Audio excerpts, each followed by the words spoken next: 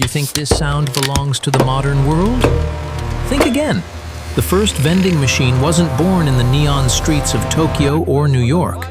It was born here, in the scorching heat of ancient Egypt 2,000 years ago. But it didn't sell soda. It didn't sell snacks. It sold salvation. Let me tell you the story of the machine that taught humanity its first lesson in fairness. And let me take you back, not to the ruins you see today, but to when Alexandria was the beating, sweating heart of the world. That summer, the sun was no longer a god granting life. It was a tyrant. It hung in the sky like a red-hot iron hammer, pounding the city until the very air trembled with exhaustion. I sought refuge high above, perched on the stone headdress of the Sphinx. From up there, the humans below didn't look like masters of the earth. They looked like desperate insects. They swarmed the temple courtyard, drawn by the only thing that mattered, the stone basin of holy water. It was supposed to be a place of purity and silence. Instead, it was a battlefield. In that choking dust, I witnessed the eternal struggle of your species. I saw Skotos. You know this kind of man. He moved like a wild dog, using his sharp elbows as weapons, tearing through the line. He reeked of stale wine and arrogance, the kind of man who believes rules are walls built for others, not for him. Blocking his path was Demos, poor, fragile Demos, clutching his wooden cup as if it were a golden chalice. He believed in waiting his turn. But in a world ruled by thirst, patience is often mistaken for weakness. Then came the shove, brutal and indifferent. Skotos didn't just push a man down, he pushed down the very concept of order. Demos fell, and with him, the dignity of the temple collapsed. Skotos plunged his filthy, greasy arm into the sacred water. He didn't take what he needed, he took what he wanted. He filled a massive wineskin, letting the precious water splash wastefully onto the scorching stone. Hiss. The water died on the hot rock, evaporating in an instant, a sacrifice not to the gods, but to greed. He walked away, laughing, leaving the basin a muddy grave. Not a single coin dropped into the box, not a word of thanks, only the silence of a dry pit. But my friends, history is often changed by the quietest observers. Leaning against a marble pillar was Heron. He was not screaming. He was not fighting. Yes, the weight. He was measuring. The weight holds the key. He looked at the empty box, then at the mud in the basin. He realized that honor is a ghost. It vanishes when the throat is dry. Skotos turned back one last time to spit on the ground. That was the spark. Heron bent down, his movements slow and decisive. He picked up a stray silver coin in the dust. He flicked it into the air. I watched it spin, a disk of order in a chaotic sky. It landed with a heavy, satisfying thud in his palm. In that weight, Heron found the answer. Words are light as wind, he thought, but metal has weight, and weight is the only truth I can trust.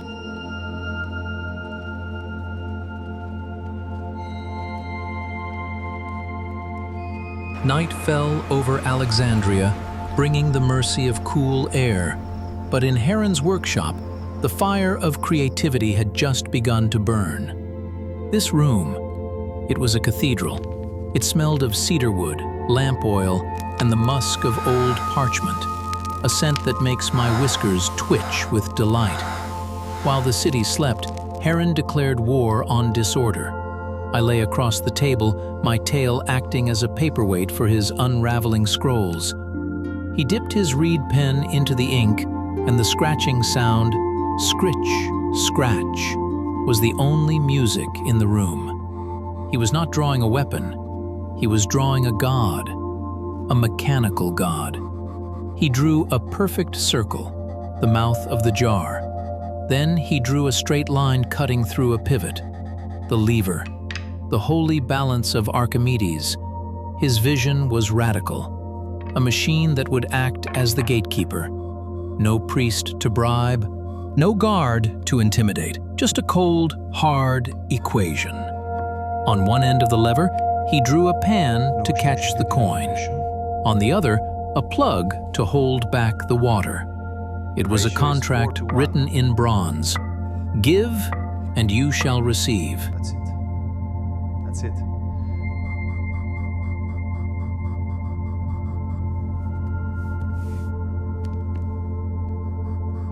The coin slides too fast. The water flows too little. But genius is often obsessed with detail. Injustice. Heron paced the room, muttering. The problem was the angle. He placed a coin on a wooden slat, tilting it. If the wood was too flat, the coin sat there, heavy and lazy, keeping the valve open forever. The temple would be drained dry. If the wood was too steep, the coin slid off in a blink, yielding only a miserly drop. That was theft. He needed the golden mean. As he worked, a shadow fell across the floor. Skotos. The thief had followed us. He pressed his grimy face against the workshop window, peering through the crack. His eyes widened as he saw the glimmer of bronze models. He saw gold.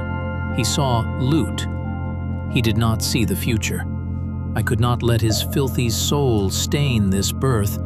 I coiled in the shadows, muscles bunched like springs. Then, screech! I launched myself at the window, claws splayed, hissing with the fury of a temple guardian beast. Skotos fell backward, landing in the dirt, terrified. He ran into the darkness, believing he had been cursed by a demon. He was right. I am the demon of those who dare to sabotage the work of masters. Inside, Heron didn't even look up. He had found it. The pen slashed across the paper. 45 degrees. The angle where friction fights gravity just enough. The angle of fairness. He clenched the sample coin in his hand, squeezing tight. The blueprint was done. The dream had been captured in ink. Tomorrow, we would build the cage. The next phase was transformation. The workshop ceased to be a library and became a forge. I remember that heat. Not the oppressive heat of the sun, but the creative, gestating heat of the kiln. Heron stripped off his scholar's robes and donned the thick leather apron of a smith. He took raw, ugly lumps of copper and tin and fed them to the fire. He watched them melt, surrender, and merge into a liquid river of orange light. Molten bronze. He poured it into the clay molds, and the hiss of steam rising was like the sigh of the earth, revealing its secrets. I watched him for days. He was obsessed. He took a metal file and began to smooth the coin-receiving pan. Rasp, rasp, rasp. It had to be smoother than a calm sea. If there was a single scratch, a single bump, the coin might get stuck and the machine would fail. Fairness requires absolute perfection. Then came the assembly. He took this heart of bronze, the lever, the pan, the valve, and lowered it gently into the belly of a giant ceramic jar. To the untrained eye, it was just a pot, a vessel for grain or wine. But inside ticked a brain that did not need to sleep.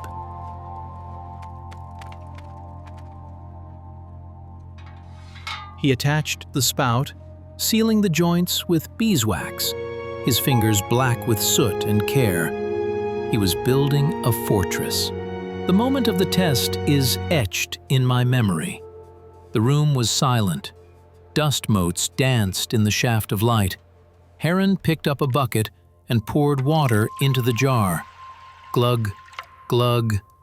The pressure built.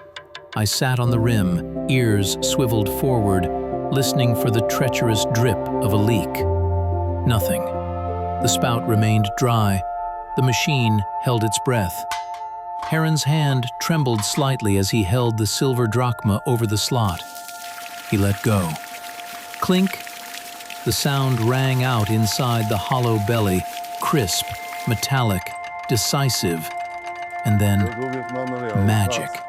The water burst forth, a crystal-clear stream, strong and steady. Then, clack! The coin slid off the pan. Gravity claimed its due. The valve slammed shut. The water stopped instantly. Not a drop too much, not a drop too little. Heron slumped against the wall, wiping sweat from his eyes, leaving a streak of charcoal across his forehead. But he was laughing. It was the quiet laugh of victory. He patted the cool ceramic flank of the jar. It was alive. He had given birth to the world's first impartial judge.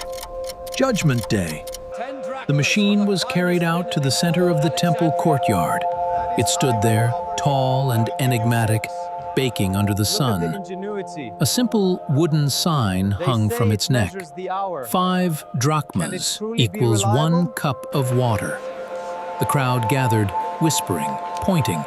They had never seen a vendor with no eyes, no mouth, so cold and silent, and, naturally, the first to challenge it was Skotos. He smirked, the smile of a man who believes he is smarter than the law. He held a piece of broken pottery, ground round to look like a coin. He thought he could trick this lifeless jar. He dropped the shard in. He held out his wineskin, eyes twinkling, waiting. But the machine remained silent. It had no eyes to be fooled by the shape, but it had a scale to judge the weight. The shard was too light. The lever did not budge. Skotos went mad. He banged on the jar. He kicked the base. But his answer was only the scornful silence of the machine and the mocking laughter spreading through the crowd. I sat on the lid, letting out a long meow to taunt him. Then Demos approached. The poor pilgrim with trembling hands, he clenched his only real coin, the sweat and tears of days of labor. He dropped it into the slot. Clink! The sound of truth rang out, clear and decisive. The spout popped open. Holy water poured forth, sparkling like liquid diamonds in the sun. Demos filled his wooden cup, drinking a refreshing gulp. His face relaxed, radiant as if reborn. And just as his cup filled, clack! The water stopped. Absolute fairness stunned the courtyard into silence. The real miracle was not the water flowing, but what happened after. Chaos vanished. The crowd automatically formed a straight line. Rich and poor, everyone held their money ready. They understood that before this machine, all are equal. Skotos intended to pick up a rock to destroy it, but he froze. The determined gaze of an entire community was upon him. He was afraid. He slunk away, carrying the lonely shadow of a barbaric era that had ended. That afternoon, Heron opened the bottom of the jar. A small treasure of glittering bronze appeared. It was the fruit of wisdom. He used that money to share water with the elderly and weak who had no coin. Sunset fell, and the machine cast a towering silhouette against the red sky. It was not just a water dispenser. It was a monument to justice. But alas, nothing is eternal before the claws of time. Sandstorms rose, burying magnificent Alexandria.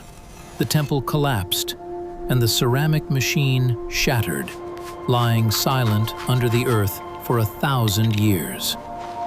Yet, matter may decay, but ideas are immortal. When an archaeologist brushed the dust off the rusted bronze lever, the concept was reawakened. Follow me to a new world, a modern subway station where neon replaces the sun and train whistles replace prayers. But look there, glowing with electric light, stands Heron's descendant, the vending machine. I see the same souls, a tired worker dropping a coin. Demos, an engineer tending the circuits. Heron reborn. Whether it is a bronze lever or a silicon sensor, the heart beats with the same rhythm. Value for value. The can drops, thud, the gas hisses. A child stares in wonder, just as the ancients did. Even the thief has learned. He now feeds empty cans into a recycler to earn his coin.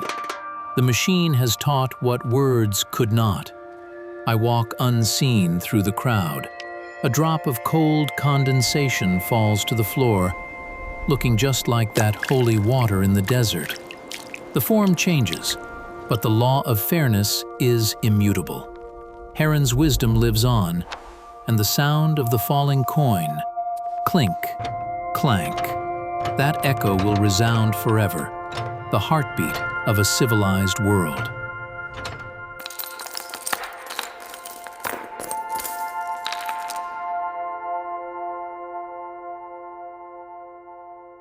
That's it for today. Smash that subscribe button for more Elder Cat adventures. Check out the next video right here on the screen. Bye!